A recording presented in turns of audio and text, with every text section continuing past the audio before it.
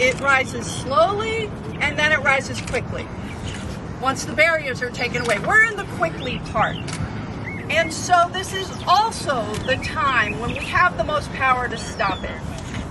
And unions are an absolute key part of stopping this constitutional crisis from moving forward.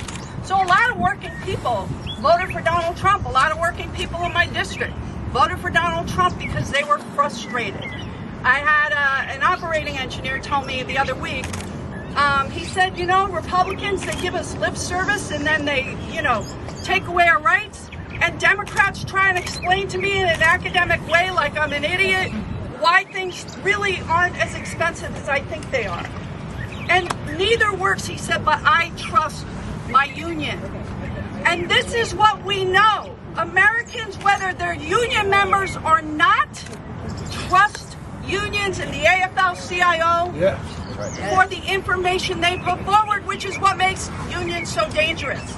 So they're coming after federal employees right now, and they're peddling this lie that federal employees are lazy, federal employees are waste. And then they're firing people, saying, well, we're going to protect air traffic controllers. They're not. But then firing the people that know how to fix the equipment that air traffic controllers use, right? Firing the people who oversee our nuclear armaments. Firing the people who know how to operate the tsunami warning systems on the West Coast. We live on a fault line. Firing the people at Bonneville Power who are paid by ratepayers, not taxpayer dollars. This isn't about saving money, because if it was, we'd be looking at the $38 billion in contracts that Elon Musk has. We would be looking at the private contracts for the Department of Defense, where they just failed their 7th audit.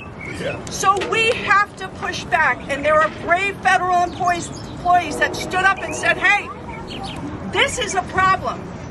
This is why we have the retaliation we had in the executive order last night. If these unions, these federal employees who don't get paid when government shuts down, who are standing in the face of unbelievable opposition, right, and demoralizing activity, if they didn't tell us, we wouldn't know, which is why this administration is trying to intimidate and shut down and take away the rights of these union members to talk and to fight and to inform the American people.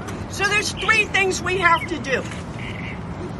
Make sure that in a union, we can't say, well, this one union's okay because we'll be protected.